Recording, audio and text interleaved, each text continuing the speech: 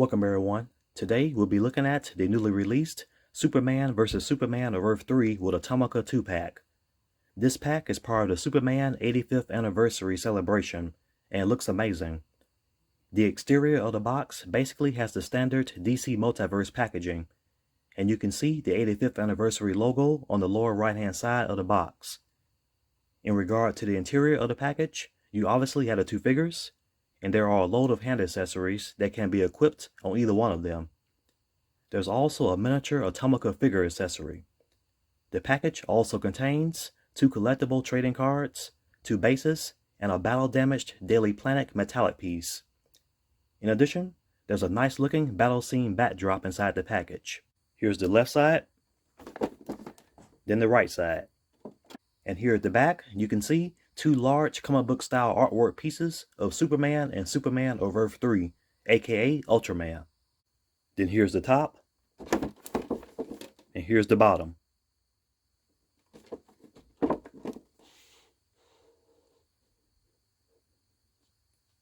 So let's start with Superman. In regard to the head sculpt, there are no paint imperfections, and the signature S-curl is on point. However, I'm really not a fan of other parts of the head sculpt, such as the cheeks, which are kind of pudgy. Another area that I think the head sculpt falls short in is the facial expression, which is quite jovial in appearance. Overall, I think that a stern facial expression would have been better suited for the figure, especially since he's having a massive battle with Ultraman. So aside from these aspects, the head sculpt looks good in terms of the hair design and paint job. In regard to the neck, it's quite wide, and the head is situated quite low on the neck. In regard to his iconic suit, it looks great in the overall design, and the paint job is very good. Likewise, the Superman logo looks phenomenal. So overall, the body mold and suit are sculpted and painted very well. No problems with the cape either, and the folds in the cape are nicely done.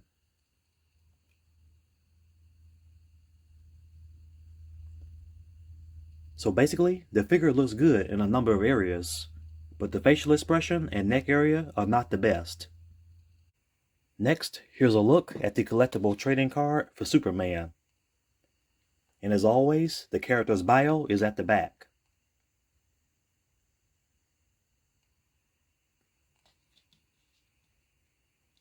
Then here's the standard DC Multiverse base.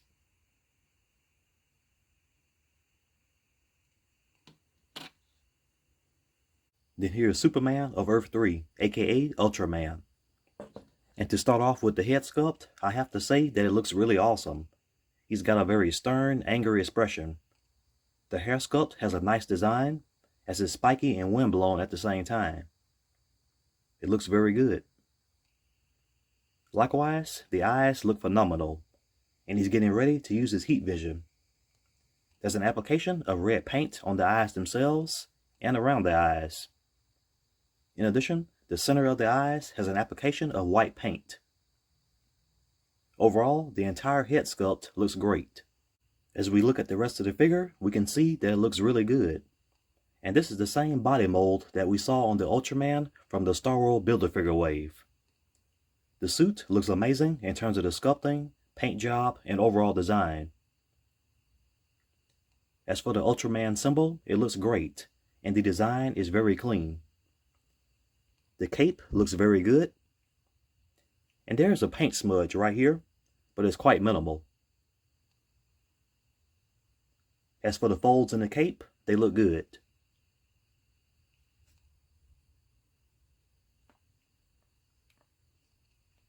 Here are both versions of Ultraman. The key difference between the two figures is the head sculpts. The head sculpt on the Ultraman from the 2-pack on the left has spiky, wind-blown hair. In addition, the face is angry and the heat vision eyes have a red paint job around them, with the pupils being white in color. Turning our attention to the Ultraman from the Star Wars wave, he also has spiky, wind-blown hair, but is not quite as spiky as the other figure's hair. In addition, the Star Wars wave Ultraman has a neutral expression, a square-shaped face, and eyes that are completely red. In regard to the suits, the red areas of the Ultraman symbol on the original figure on the right are darker. In addition, the yellow area of the symbol on the first Ultraman has a brighter finish, whereas the symbol on the new version has a darker shade of yellow. Also, the Ultraman suit on the right is light blue.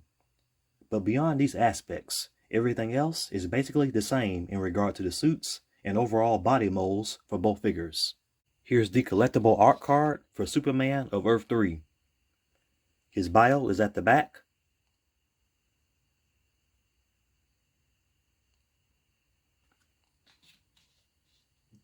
Then here's the stand for the figure.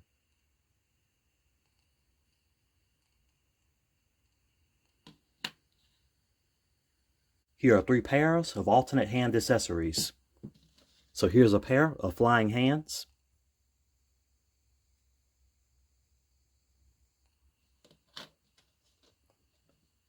Here's the second pair of hands. The left hand is open and the right hand is pointing.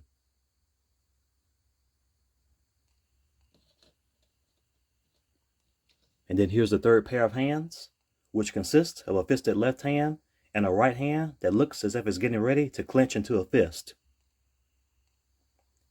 And there's a paint imperfection on the left hand, but it's minimal.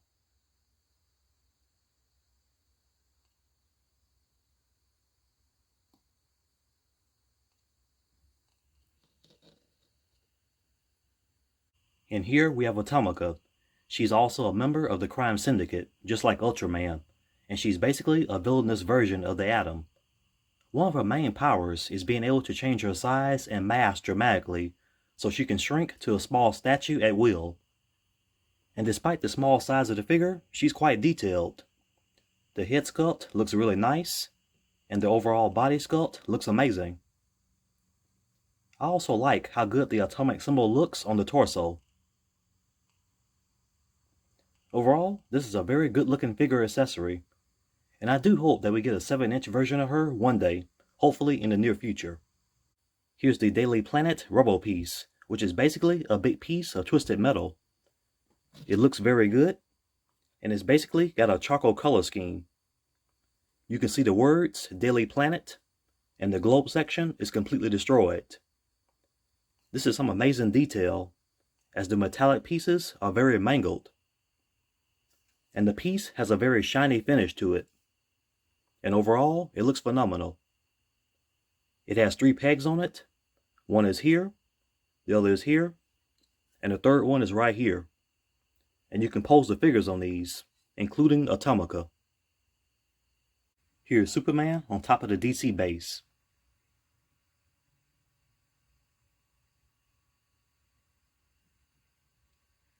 Here's a view of him with the flight hands, and even though he's not currently in a flying pose with these, I just decided to equip them anyway so you can see how they fit on the figure.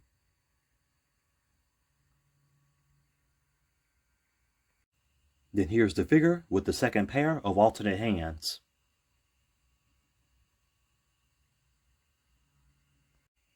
And here's a look at him with the third set of hands.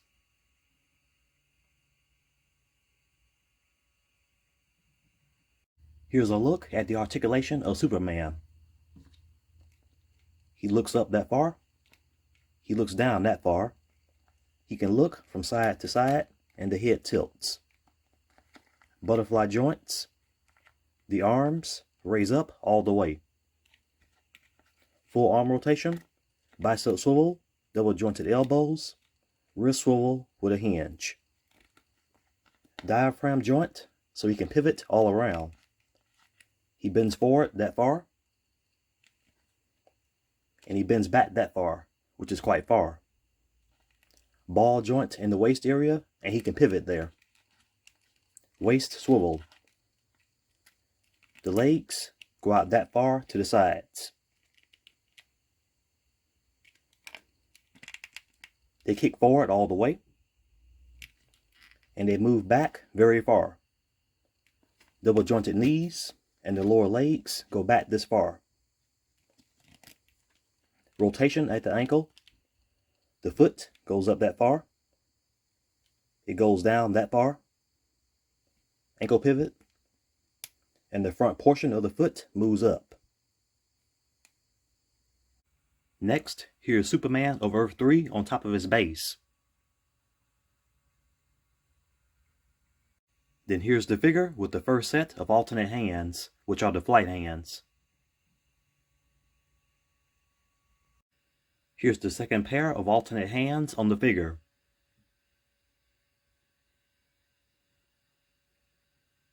And here's the third pair of hands on the figure.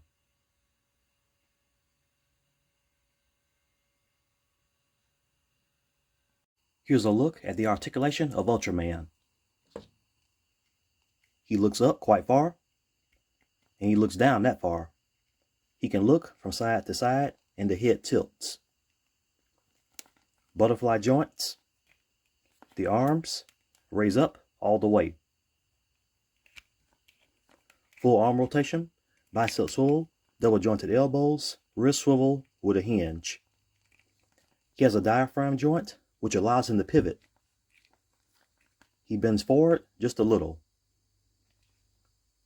He bends back quite far.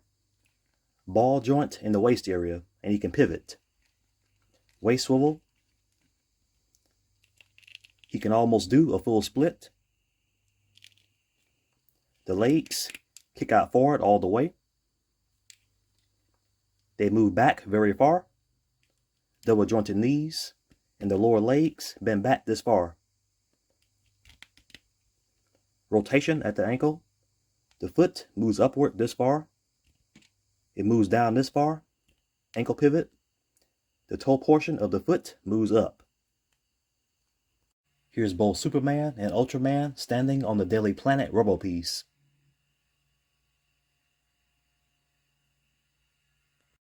And here's another look at both figures, as well as Atomica.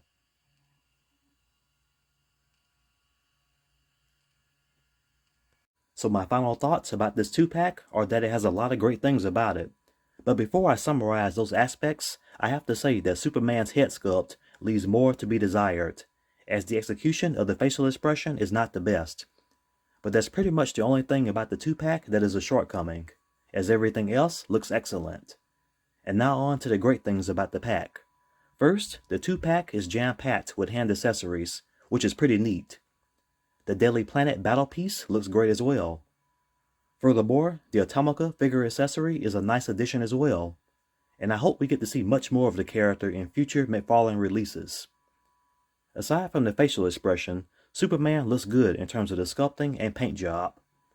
Likewise, Ultraman looks really good as well, and that head sculpt design is awesome. As for the articulation, it's very good overall, as both figures have a strong range of movement. So overall, this is a very good 2-pack. And I know that many people are waiting on the upcoming Target exclusive from McFarlane, which is the Superman vs. Doomsday 2-pack. And I will definitely be reviewing that one in the coming days. Thanks for watching. I hope everyone enjoyed this video, and please leave a like and subscribe.